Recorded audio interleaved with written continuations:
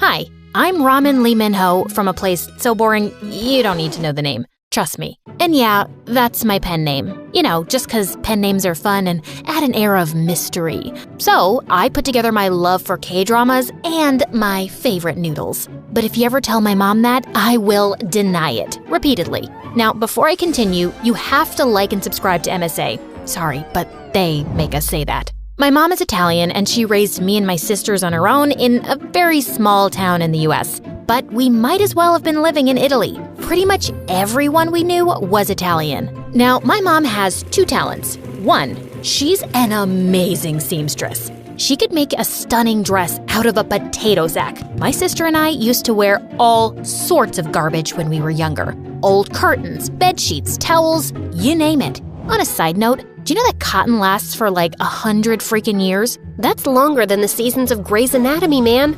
And I thought nothing could compete with that. Sorry, what was I saying? I always lose track, pardon me. Yeah, so two, my mom knows and remembers everything and everyone in town. And she likes to talk about it a lot. Like her mouth runs as fast as her hands. You know the Bartoli family, right? Their daughter ran away with the homeless-looking boy from the Rossi family. Now, after just a week, the boy sent her back home because she doesn't know how to make a pasta. What kind of girl doesn't know how to make a pasta? So now, man, she could just go on and on about these people, and I didn't give a rat's butt about it. But I indulged mom and heard all her gossip because I was her favorite, which is what makes me really unique. I'm the middle child, and I'm the favorite. Yeah, you heard me, an unheard of phenomenon, but you'll see why. My sister Bella is 2 years older than me, and it's not hard to see why she isn't the favorite. She's like the opposite of everything a firstborn is supposed to be. Lazy, whiny, irresponsible, and dumb as a button. Actually, buttons are quite useful, but you get the point. Like on her 9th birthday, she got a $50 note from her aunt, and I convinced her to exchange it with me for $21 notes. She was so happy she had so much money, and I was $30 richer. Also, I often got compliments on my rosy skin, which really bothered her. So one day, I let her in on my secret. Mom's been doing something special with me for years, and now I'll share it with you. You have to make a paste of baby powder, milk, crushed daisies, and a few tablespoons of mud. You know, so you don't get pale like a ghost. And then you put it on your face for an hour, but you have to sit really still while it dries, otherwise you'll get wrinkles. And oh, you can only do this between 4 to 5 in the afternoon because it's the golden hour.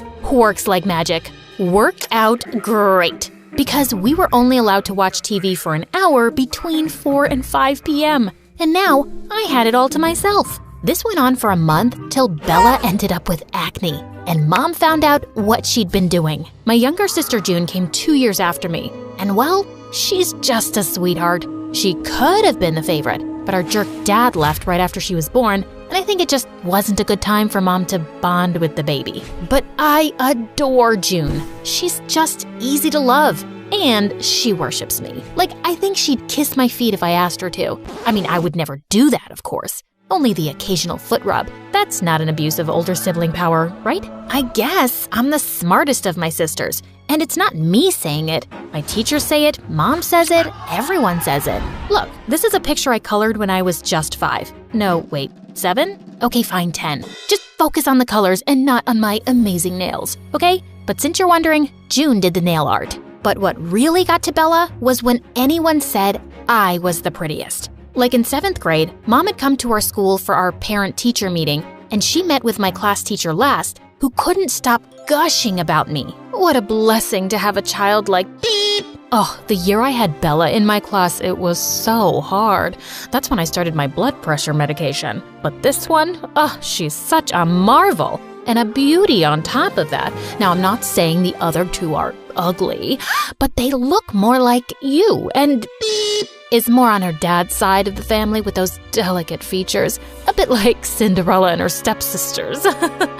That made me so uncomfortable. Like, you know how the truth can sometimes do that, but why say it, man? And Bella just lost it. She flung a bottle of ink at my teacher. Oh my God, I ruined your clothes. Now, I'm not saying they were pretty to begin with, and you'd look like a sack of turnips no matter what, but I'm still sorry. Actually, they look less tacky now. Here's some more.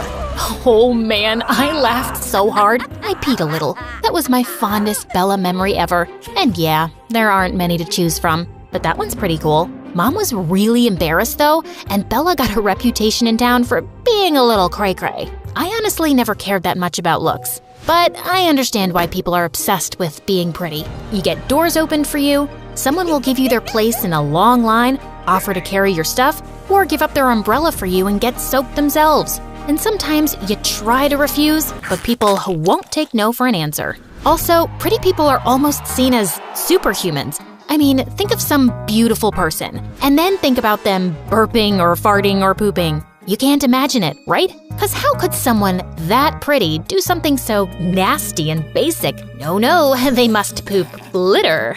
Like this one time in 9th grade, I was in an elevator in the bank when I felt this really big urge to fart. There was no stopping it, and I let it out quietly. But man, I stank the place up, and everyone glared at this poor big guy in the lift. No one even thought for a second that it could be me. I kind of felt bad, but how could I own up to that? So yeah, life was good in my little town, but my dreams were bigger than that. I wanted to see the world and maybe become a famous singer. Oh, did I mention yet that I have a great voice? Really won the genetic lottery, huh?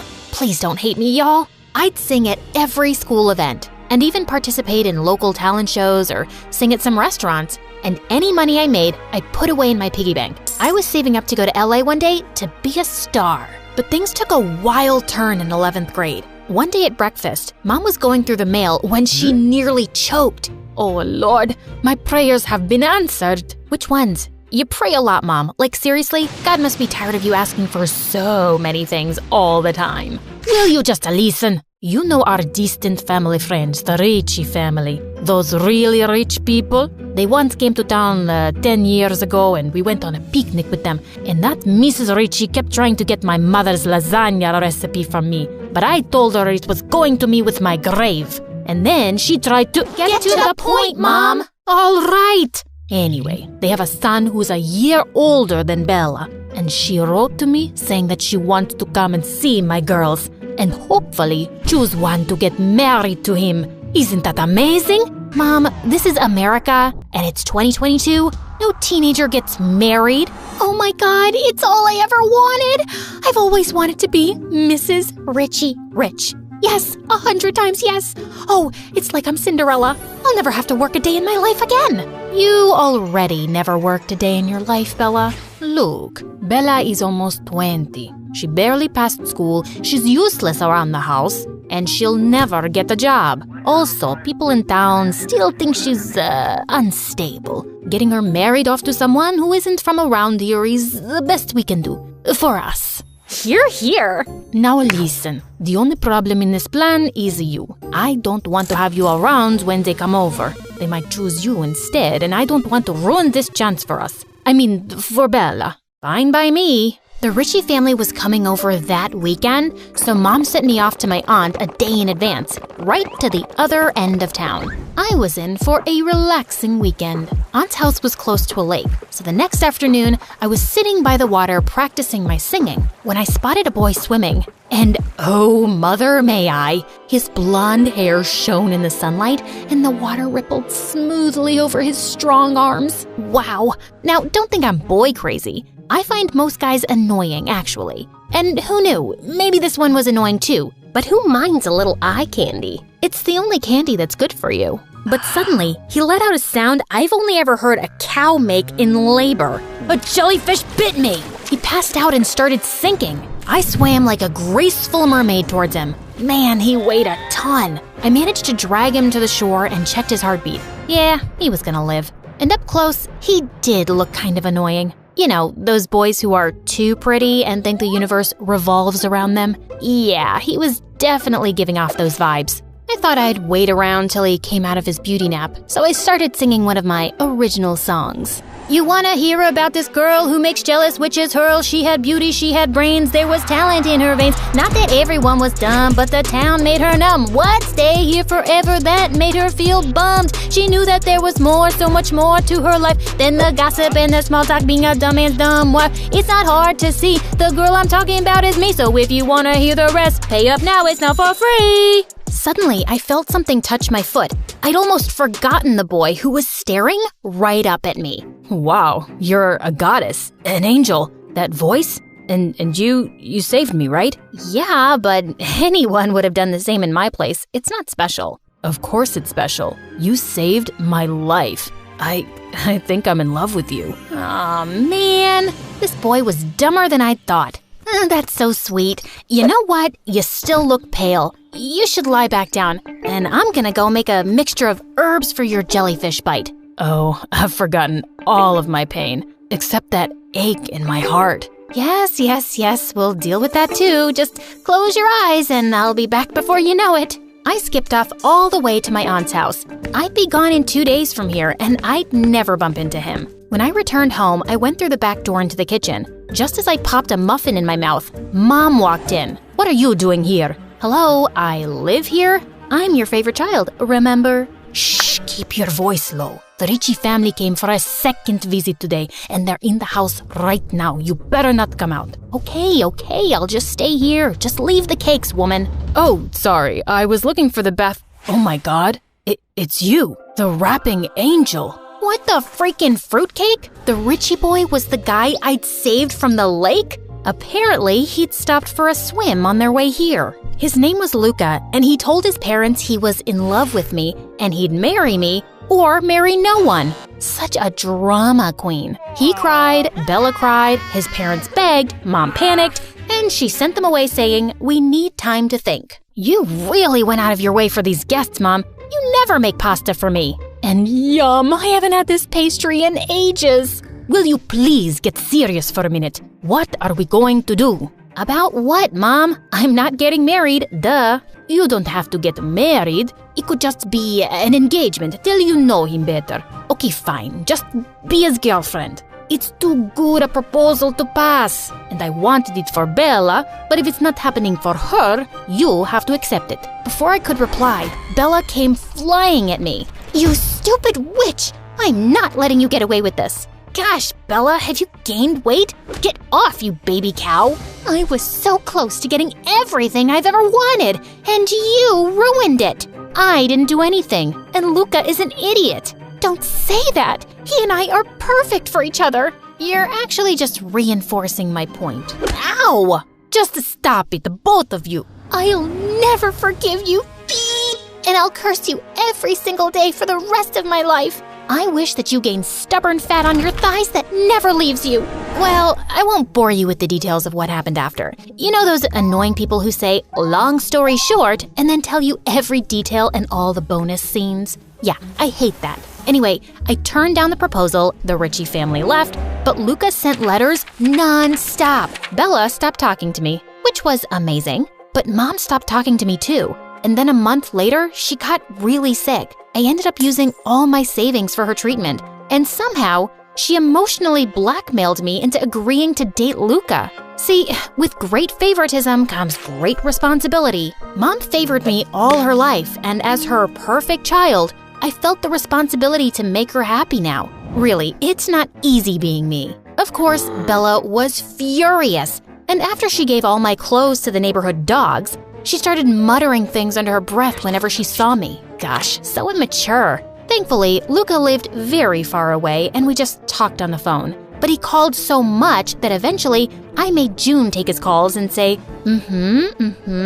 every other minute. He never knew it wasn't me. But he was supportive of all my singing dreams and said we could move anywhere I wanted to pursue them. Maybe sometimes your dreams come true in a way you didn't expect? Then one morning, I woke up with a really sore throat. I tried calling out to June for water, but my voice was gone. It turned out that I had laryngitis, and I was mute. The doctor said they couldn't say if my voice would come back. This was the first time in my life I was truly depressed. I could see all my dreams slipping away. Mom announced excitedly that Luca was coming, like that was supposed to cheer me up, and Bella's smug face made everything 10 times worse. One day at dinner, she turned to me. "See, I told you I'd curse you. You've lost your precious voice because of my curses. Or maybe it's just karma. For the first time in your life, you get what you deserve. For once, you lose." And something inside me just snapped. I threw my pasta at her face and then jumped on her.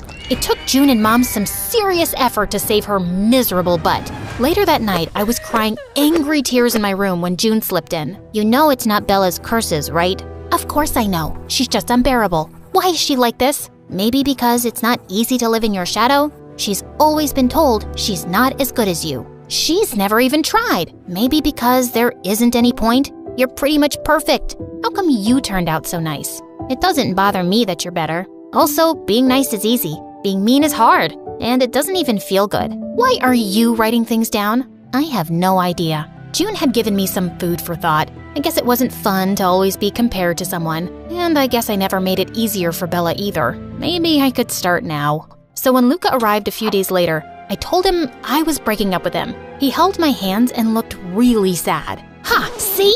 I see a smirk." Animator, please go back a little bit.